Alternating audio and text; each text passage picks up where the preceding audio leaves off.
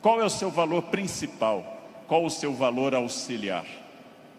O que faz você se emocionar? O que move seu coração? O que impulsiona seu despertar? Quais as ideias que você tem mais fortes pela manhã? Em que você dorme pensando em quem? Estes são seus valores. Decidiu que seus valores são família, dinheiro, um equilíbrio entre os dois? Decidiu que seus valores são viagens, família, dinheiro, um equilíbrio entre os três? Perfeito. Definido o valor, procure este valor obsessivamente, sem cessar em nenhum momento. Há mais de 40 anos, quando eu estava estudando línguas inclusive, eu ouvi várias pessoas dizendo sempre que era muito esforço. Quando eu fiz a faculdade, evitei excesso de festas, evitei maconha, o que num curso de humanas na USP é um isolamento muito grande, não pegava ninguém, evitei coisas, foquei no que eu queria. Eu estou aqui para estudar, eu estou aqui para estudar muito. Depois continuei estudando e fiz mestrado e doutorado, fui morar fora, aprendi línguas e sempre mirando no meu valor. Meu valor é ser um profissional de excelência, e não apenas excelência média, de grande excelência. Então, eu mirei desde o início, gente. Eu mirei na ideia que eu quero ser Alexandre o Grande, não Alexandre o Médio, nem o Pequeno. Não quero ser médio, não quero ser a pessoa legalzinha. Por incrível que pareça, e até vaidoso que possa parecer a vocês, mas isso foi um lema de vida. Desde muito cedo eu disse: eu quero ser, se não o melhor, um dos melhores professores do Brasil. Um valor alto, vaidoso. Só que eu aprendi que mirando alto, às vezes a gente consegue um pouco menos. Se você mirar baixo, você consegue ainda menos. Mire alto. Não tente ser o melhor vendedor do condomínio, é muito pouco. Não tente ser a melhor pessoa da rua, é muito pouco. Mirem alto.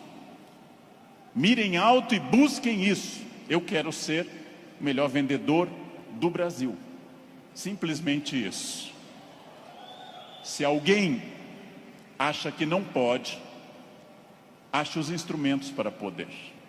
E aí um outro conselho importante. Querem saber quando está dando certo? Querem saber quando o projeto de vida de vocês acertou no valor? São aqueles semi-amigos. Semi-amigo é o inimigo que lhe abraça. Chegam a você e lhe dizem: você tem sorte, né? Nossa, você tem muita sorte. Prestem atenção nessa frase que o tio Leandro vai dizer. Sorte é o nome que o vagabundo dá ao esforço que ele não faz. Então, sorte existe, sim. Eu não controlo tudo. Eu não sou Deus, eu não controlo tudo. Por vezes eu estou em Congonhas, o avião tenta aterrissar e arremete. É para testar a força do esfíncter de vocês. Eu não controlo tudo, mas aquilo que eu controlo, e é bastante, eu sou sócio majoritário da minha existência, e para isso eu preciso de equilíbrio. Equilíbrio é fácil perceber quando está faltando. Se vocês não trabalharem, perderão a família. Se vocês só trabalharem, perderão a família também. Equilíbrio é um diálogo constante. Estou cuidando do meu corpo é funcional, o corpo tem que ser funcional. Eu tenho que sair do sofá sem auxílio de muitas pessoas. Eu tenho que ser capaz de subir uma escada sem tenda de oxigênio. O corpo tem que ser funcional até a idade que ele é funcional. Ou seja, equilíbrio é aquilo que nós estamos em plena crise. Estamos em plena crise.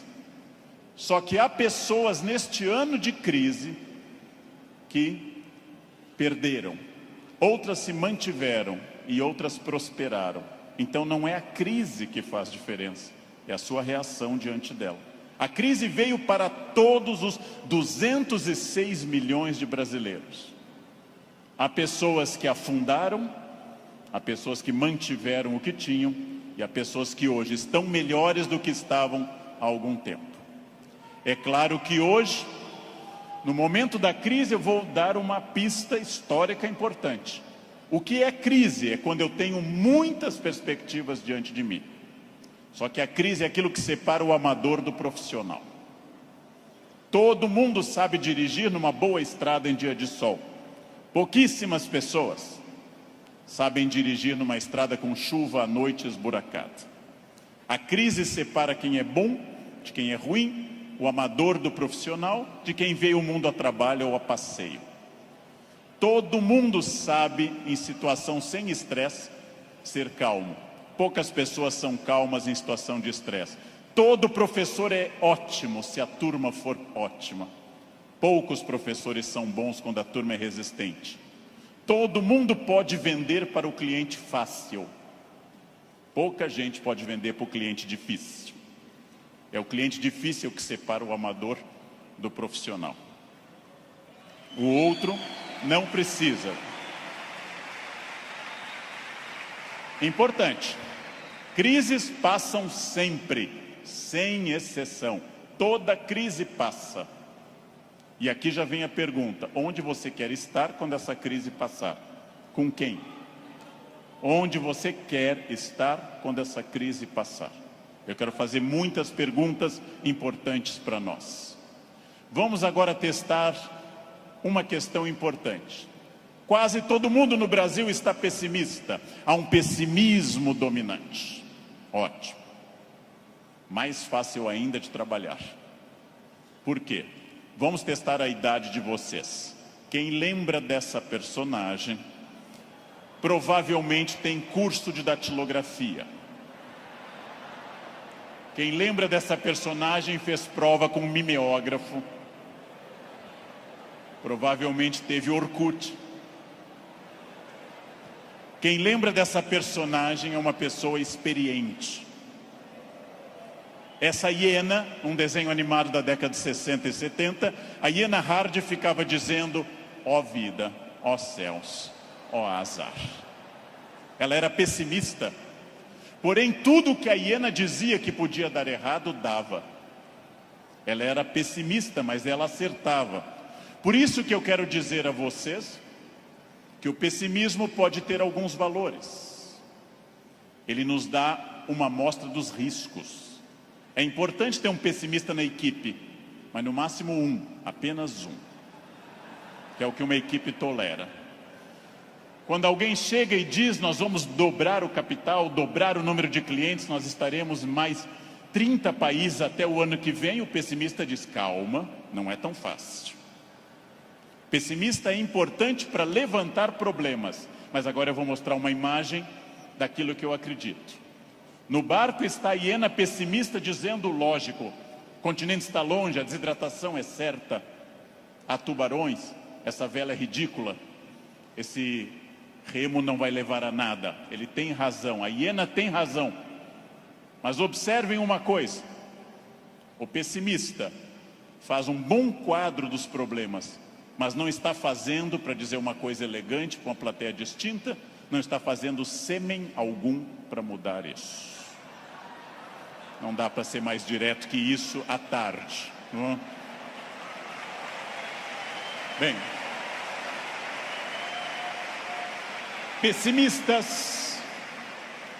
pessimistas são bons para levantar os riscos. Pessimistas são péssimos para resolver os problemas. Para eu resolver um problema, para eu resolver qualquer coisa, eu preciso de um otimismo obsessivo. Se eu não for otimista, gente, eu jamais teria casado. As estatísticas me contrariam. Casamento é submarino, pode flutuar, mas foi feito para afundar. Foi feito para afundar. Se eu não fosse tomado de um otimismo obsessivo e doentio, eu não teria filhos, porque é um investimento de retorno muito ruim. Filhos nunca amortizam o que você investe neles. Com filhos você nunca chega ao topo. Pelo contrário, Você vai investir centenas de milhares de reais e vai ouvir a frase: eu te odeio. Filho não vale a pena. Casar não vale a pena. Porém, se nossos pais não tivessem tido esse otimismo obsessivo, nenhum de nós estaria aqui hoje. Então, mais uma vez, um conselho forte: ouçam os pessimistas. Para pessimista não vale a mãe é sempre otimista com vocês. Ouçam um cunhado é bom para isso. Ouçam o cunhado. Ouçam os pessimistas. Vejam o que eles têm a dizer, agradeçam. Enquanto eles falam, tenham aquela reação bovina. Ouçam. Depois agradeçam e comecem a trabalhar com otimismo total. É só assim que se cresce. É só assim que se consegue alguma coisa. Eu não sei quem governará o Brasil no ano que vem. Pela tradição republicana, o pior possível, mas ainda não escolhemos. Eu não sei, aliás, nem quem governará o Brasil no fim deste ano. Eu tenho total incerteza, mas quero garantir a vocês que, apesar da imprevisibilidade, há uma chave na mão de vocês chamada preparo. Quem daqui ler mais livros sobre técnicas boas de venda, estudar mais psicologia de vendas, quem tiver mais método, quem for mais otimista, quem for mais metódico, não sabe o que vai enfrentar, mas estará melhor do que quem não fizer isso. Não sei onde estaremos, gente. Não sei onde estaremos.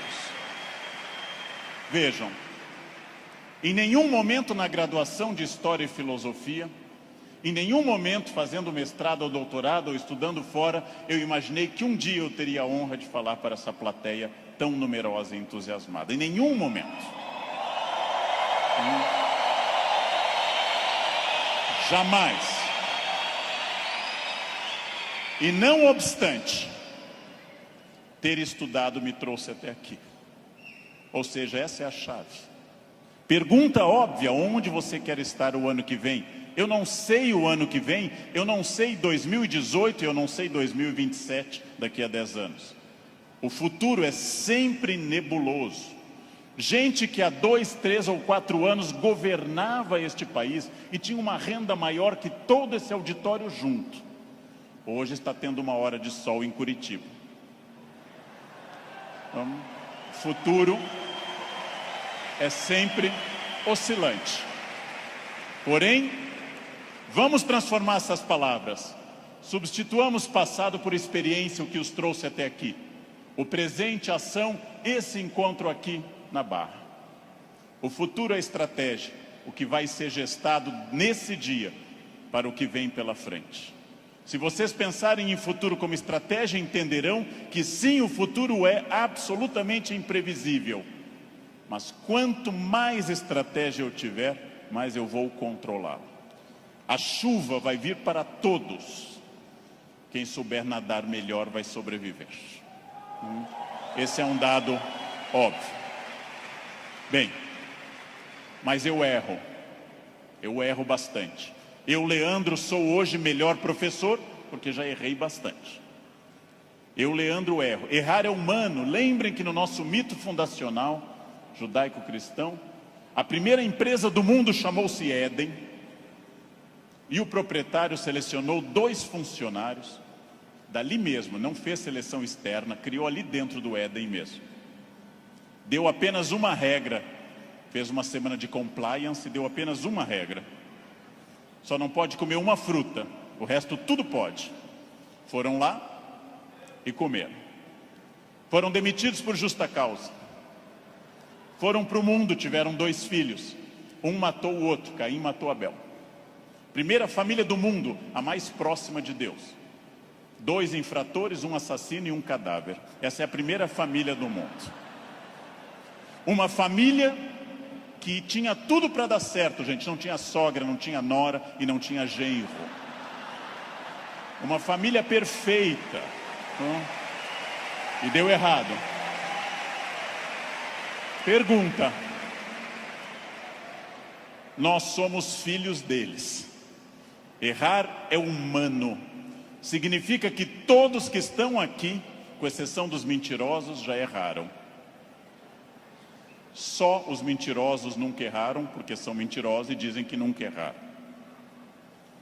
Faz uma coisa que eu treino há mais de 50 anos diariamente. Eu treino andar.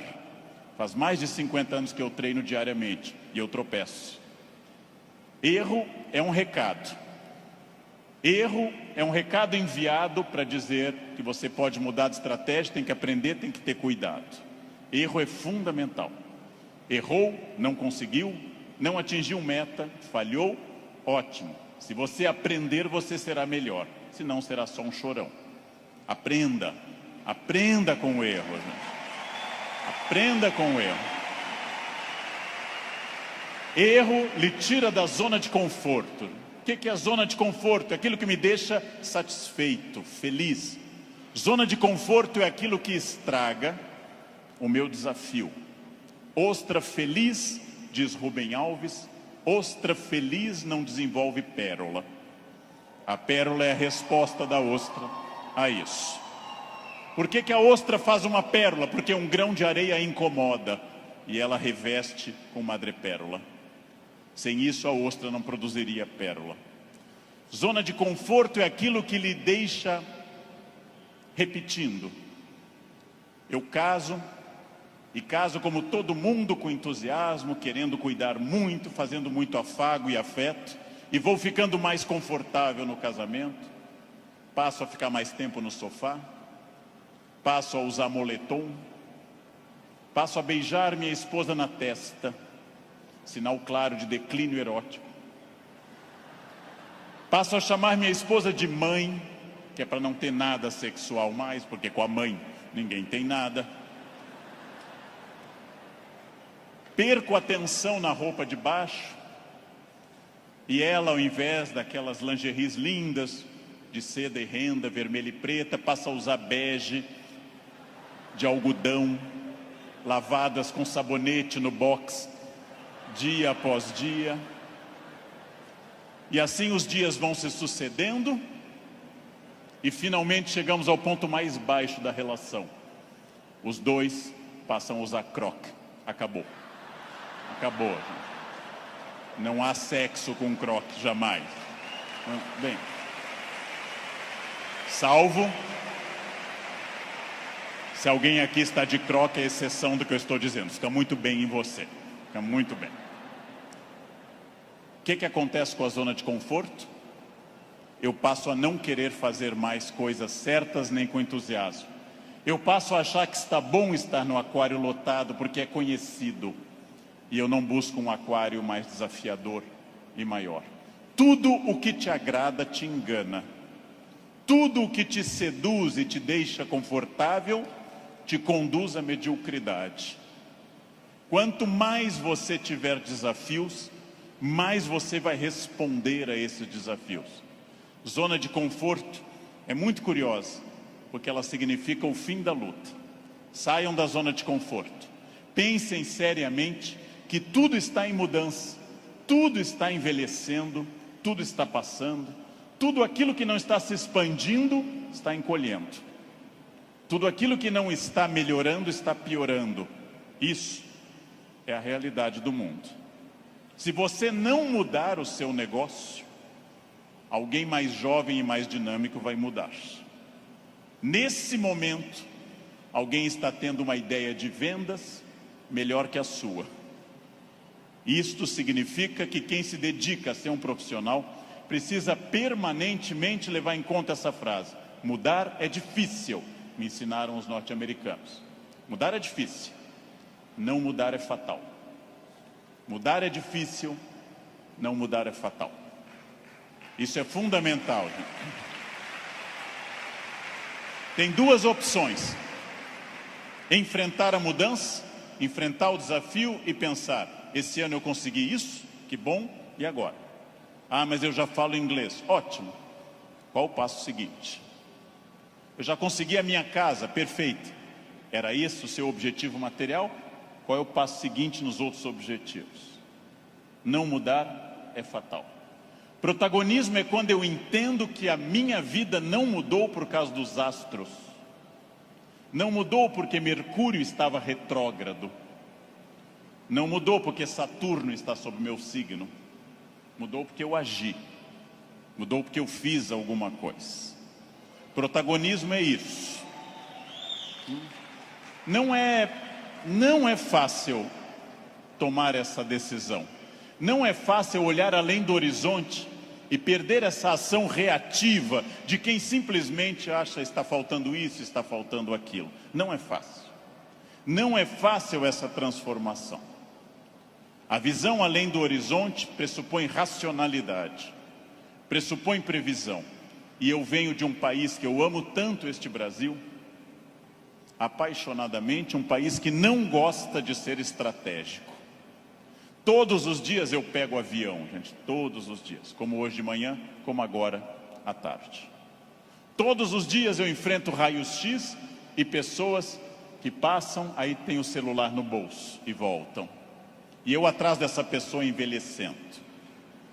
E a pessoa passa de novo, as moedas, e volta. A botinha cafona com taxinhas, volta.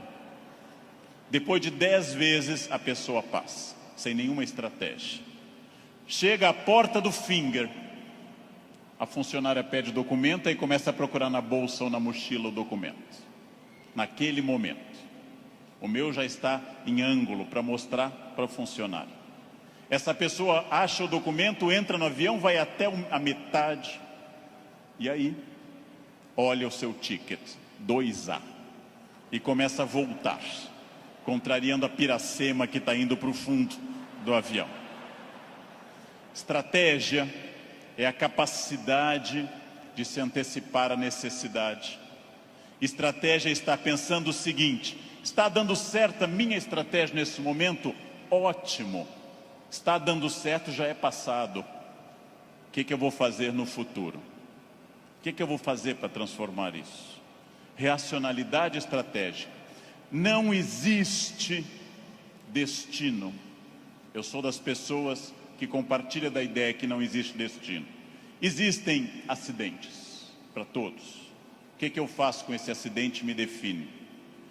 Leandro, você fala bem porque você é de aquário. Eu sou de aquário.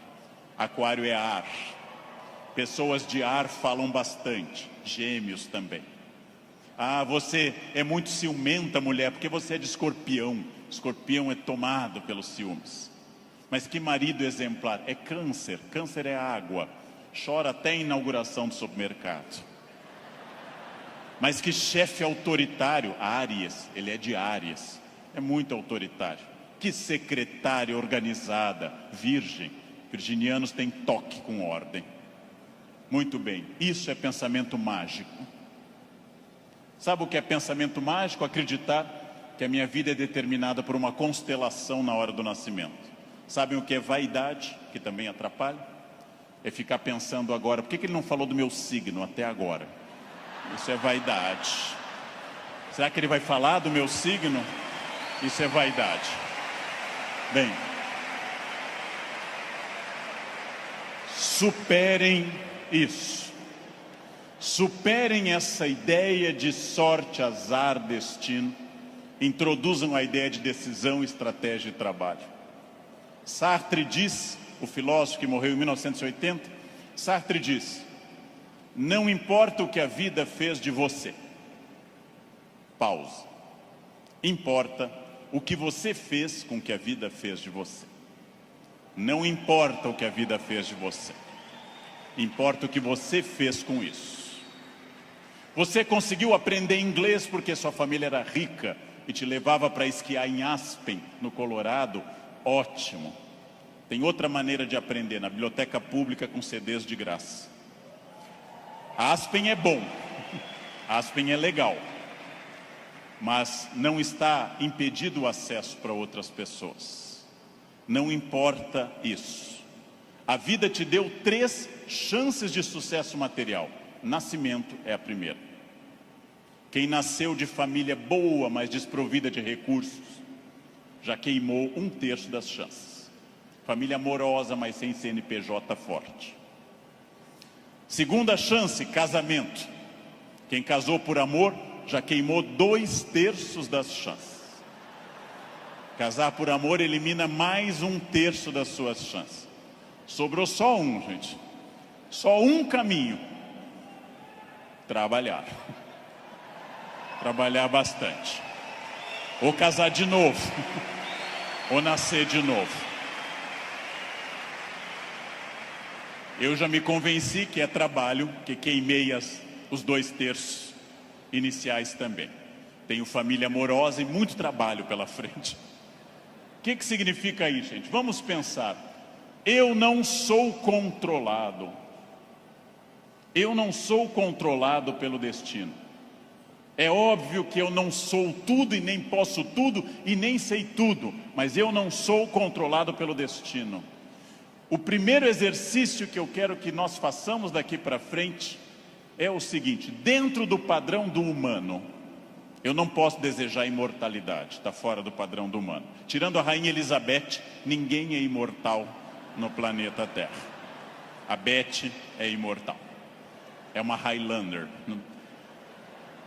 Eu não posso dizer, eu me cuido, você vai morrer igual. Vai ser um cadáver bem cuidado. Eu hidrato a pele, vai ser um cadáver hidratado, bonito. Eu malho todos os dias, um cadáver definido, bonito também. Muito bem.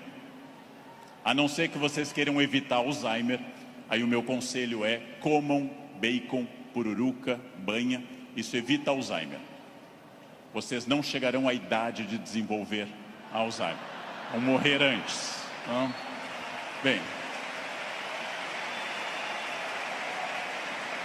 Não controlo tudo.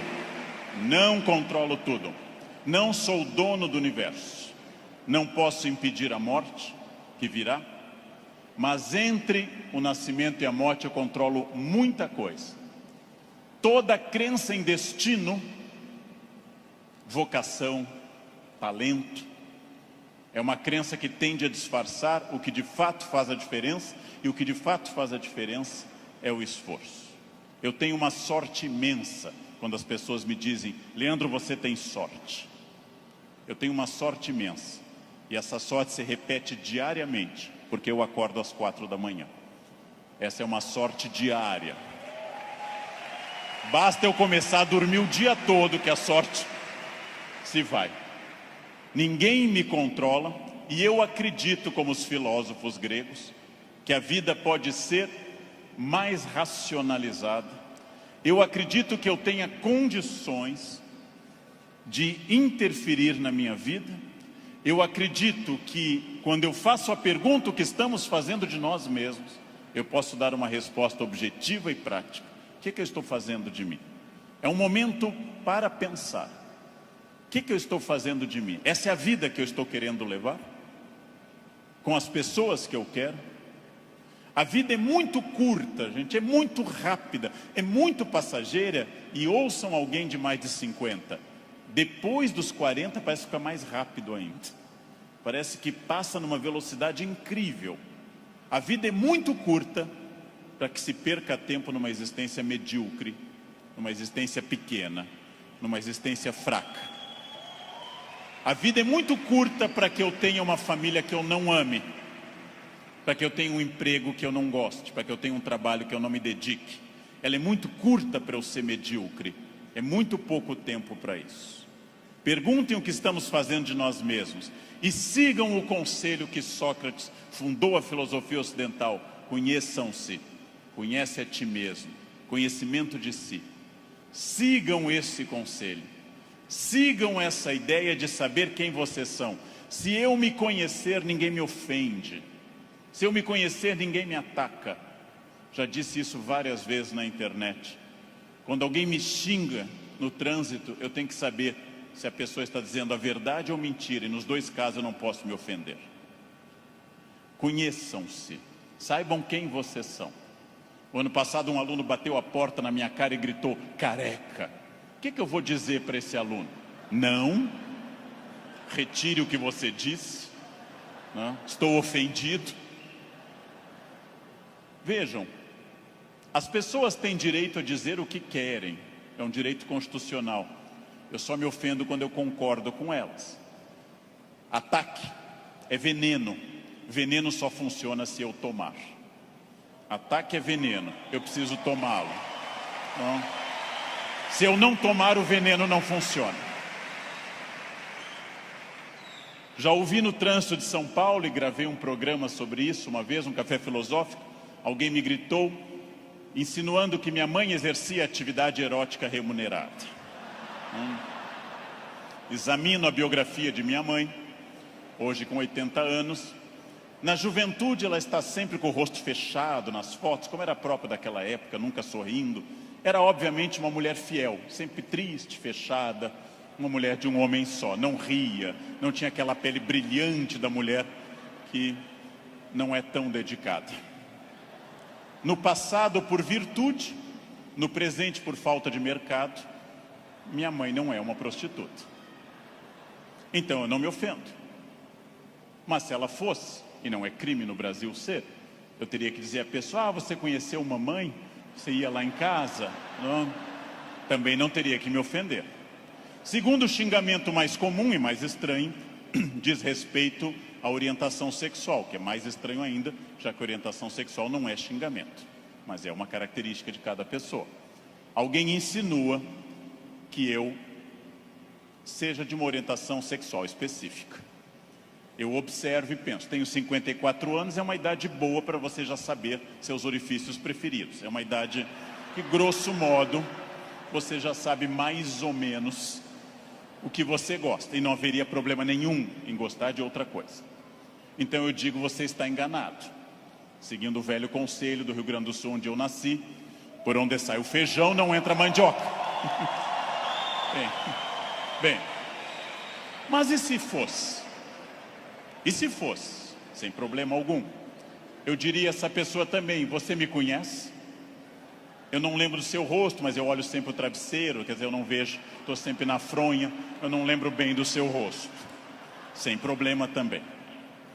Quando alguém lhe xinga de velha, de feio, de babaca, de filho de alguma coisa, quando alguém lhe xinga até dizendo um time de futebol específico, que eu não vou repetir, resta você saber, a pessoa está certa ou errada.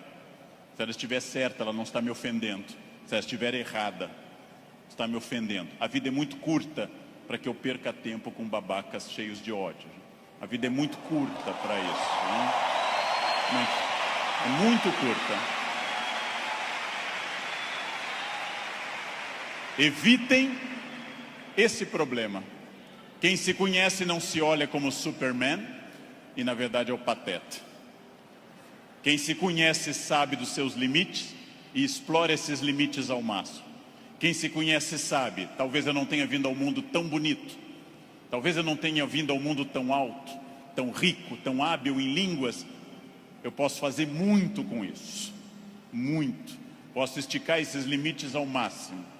É fundamental conhecer-se, sempre, sem exceção, sem nunca perder de vista que consciência é a chave da transformação. Consciência é a chave de todas as transformações. Respostas claras, objetivas para a pergunta que eu fiz no início. O que eu quero? Onde isso vai me levar? Quem sou eu? Isso me torna ou não feliz? Consciência. Controlar a vaidade. O principal elemento de descontrole de uma vida. Trabalhei para homens muito importantes nesse país. Trabalhei com pessoas fundamentais deste país. E quase todos com o mesmo pecado. O pecado da vaidade. O pecado fundacional da humanidade, o de Lúcifer. O pecado de se achar mais do que é. E de achar que os outros concordam com isso. Mire em ser mais do que você é. Mas saiba exatamente quem você é. Para que o mundo não precise lembrá-lo disso com frequência. É melhor que qualquer pessoa, cobramos mais o corpo com roupas e alguém diga, nossa, você está muito bem, poderia deixar mais alguma coisa à mostra, do que alguém que diga, vai colocar uma burca, meu filho, tá demais. Quer dizer, esperem, saibam quem vocês são. Saibam quais as lutas que valem a pena. Por quê? Porque a vida oferece algumas lutas muito boas. Família é uma delas. Luta contra o racismo é uma luta muito boa. Dedico parte da minha vida a isso. Luta contra a violência sobre as crianças, luta contra a pedofilia é muito boa. Essas lutas são boas, merecem toda a nossa energia, merecem todo o nosso empenho, talvez até a vida. As outras, não. Não. Escolham a luta, né? Escolham as lutas. Não é boa luta o trânsito. Não é boa luta. É ridículo brigar no trânsito. A pessoa pode estar simplesmente louca, drogada ou armada. Não lutem no trânsito. Não percam um projeto de vida por causa de um louco. Não lutem em família, dentro da família. Família é como herpes, volta sempre. Volta sempre, gente. Você brigou agora, no próximo Natal tem de novo. Não adianta brigar. Escolham as lutas. E quando alguém lhe ofender na sua rede social, bloqueie, apague ou ignore. Rede social não é um bom espaço de luta, é perda de tempo ficar brigando em rede social. Escolham as lutas, gente. E aqui um detalhe, uma campanha. Falando no Brasil inteiro, eu estou lançando uma campanha, gente. Pelo amor de Deus, parem de dar bom dia em grupo de WhatsApp. É a minha campanha. É minha campanha. Se alguém der bom dia, apaguem simplesmente e pronto. Pronto, falei. Escolham as lutas. O mundo inteiro hoje está centrado em duas coisas: parecer, através de redes sociais, e ter. Ter é bom, se representar que eu vou melhorar com isso. Ter para ser, ter para parecer é ruim. É bom eu ter conforto, é bom eu ter algumas coisas materiais, desde que eu saiba que elas servem à minha felicidade, e não eu sirvo as coisas. Ter e parecer não se confunde com ser. É uma palavra difícil, eu sei. É uma palavra complicada, essa tal de felicidade. Epicuro, filósofo, que eu adoro, dá uma norma muito clara. Viver não é um fardo. Não viver não é um mal. Logo, diz Epicuro, que nós devemos honestamente morrer e honestamente viver. Como eu posso ter medo do que é inevitável? Viver é um desafio constante e diário, não é um fardo. Não posso acordar como um condenado, não é um fardo, é bom.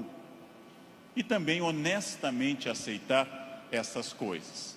Muito importante, contido nessa imagem de uma escultora norte-americana, Bob Carlyle, que eu adoro. Essa estátua chama Self-Made Man. Mostra com o talento da escultora, em bronze, uma figura de um homem esculpindo-se. É uma metáfora excelente para todos nós. Eu estou parcialmente pronto, mas eu não sou perfeito. Perfeito quer dizer em latim, feito até o fim. Perfectum, feito até o fim. Eu não sou perfeito. Eu sou perfectível, eu estou em processo de transformação, eu sou uma pessoa crescendo a cada instante. Eu tenho partes completamente prontas, outras que precisam de melhoras e outras que precisam ser criadas. Eu não estarei pronto até o fim.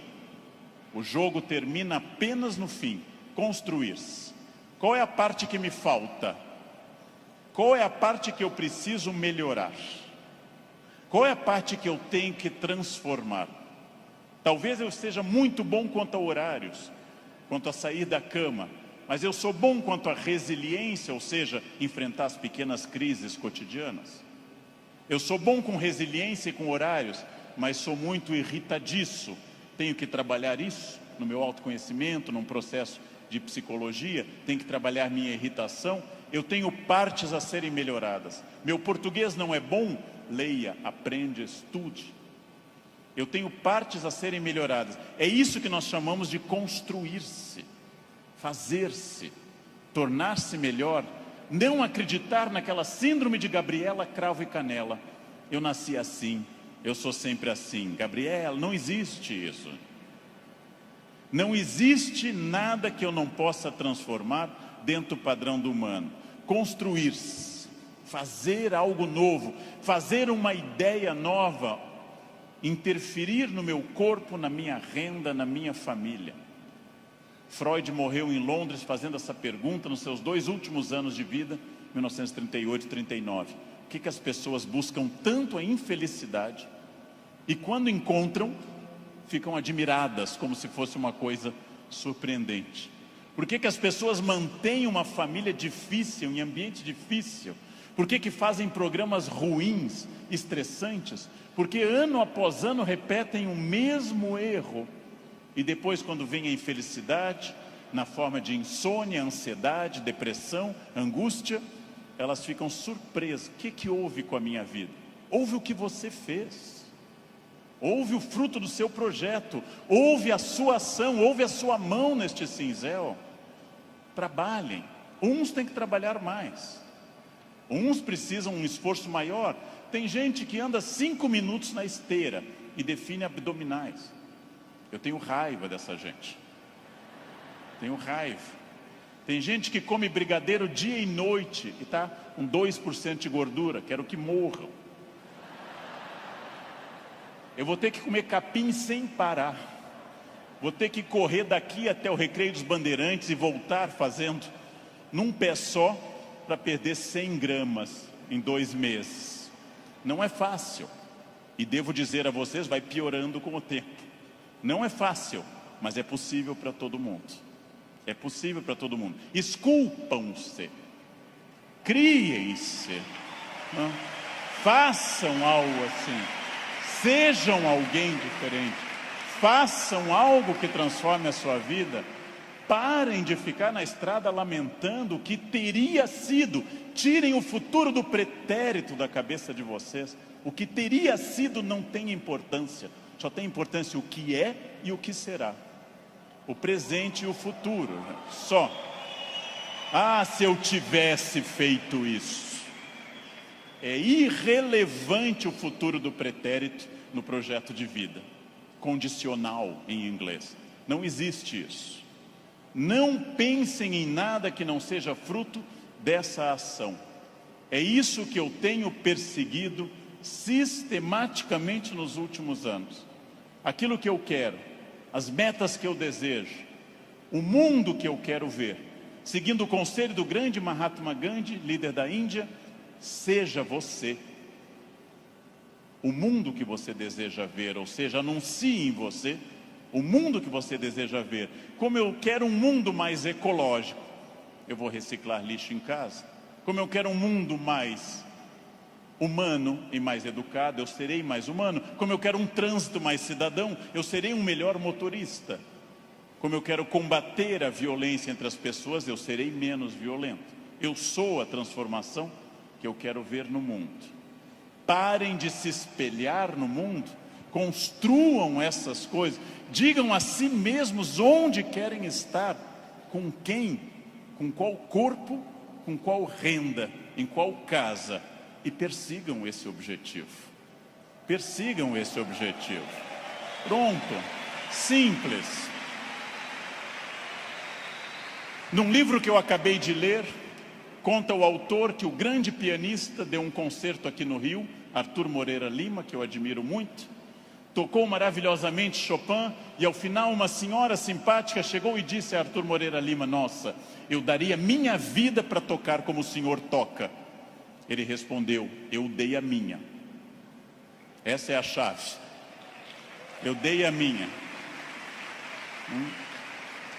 Eu dei a minha vida significa eu fiz todo o esforço para isso. De novo a pergunta com a qual eu iniciei essa fala.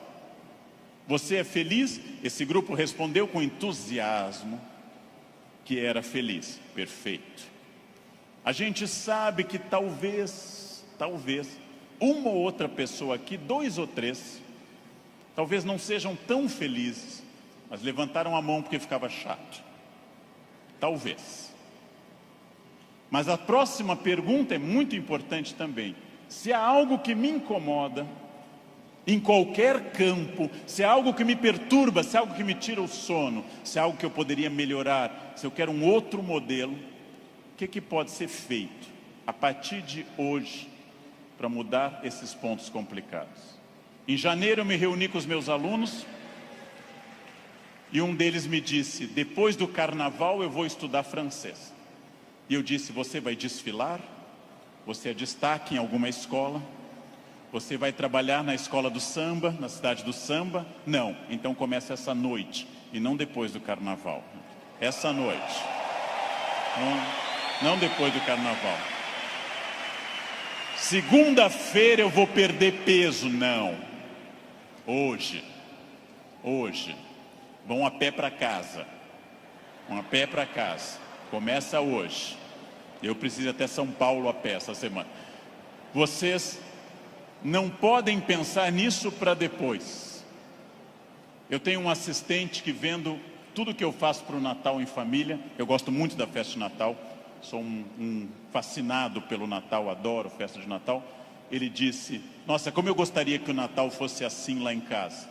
E eu perguntei: e o que você acha que acontece para ser assim na minha casa? Anjos descem dia 24 e trazem a ceia e as atrações prontas, ou você me vê desde outubro no telefone indo atrás disso? O Natal será o que você quiser que ele seja. Será o que você quiser que ele seja.